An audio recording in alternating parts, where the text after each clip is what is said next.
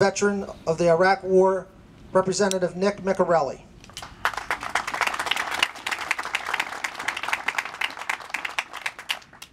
Thank you very much, Mayor, Borough. Sorry if I have to move this up a little bit. No problem. Mr. Mayor, Borough Council, thank you very much for having me here today on this occasion. Today we're here to honor those who died in Vietnam. It is certainly a humbling experience for me to be at this wall, and I thank each and every one of you for giving me just a couple minutes of your time. This wall stands as a reminder to each and every one of us of those that we lost in Southeast Asia. Of the many memorials we see around our nation, this one is special. This one is unique in its simplicity, and it's unmatched in its clear message.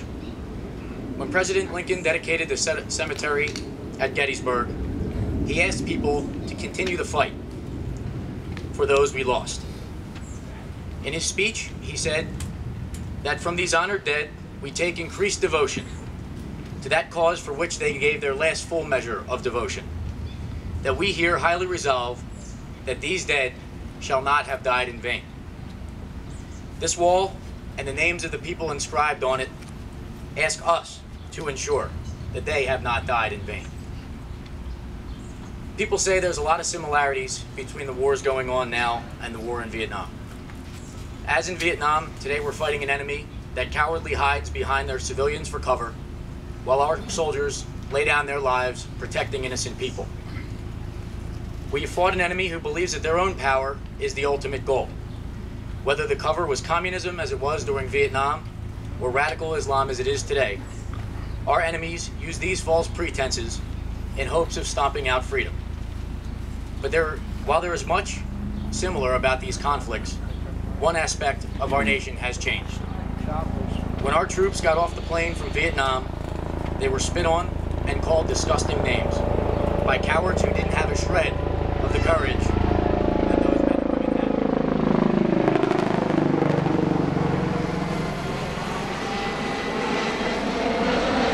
Mayor Schlero's flyby, very well timed.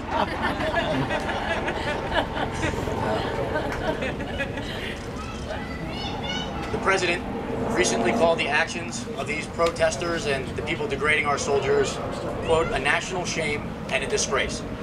I certainly could not agree more. When my unit came home from Iraq, we got off the plane to a very different reception. We climbed down the stairs to be greeted by 2 rows of Vietnam veterans, standing tall with our flag flying, shaking our hands, giving us hugs, and saying, welcome home. If the goal of this wall is to inspire us to honor the sacrifices of those we've lost, then I would say to those veterans who now dedicate themselves to protecting the dignity of our returning warriors, they have accomplished that mission. I think President Lincoln's request that we honor the dead by fighting for good is embodied in the spirit of our Vietnam veterans. The heroism of those on this wall is an example for us to follow. And the actions of our Vietnam veterans since that war has been nothing short of awe-inspiring and far past any words I can say.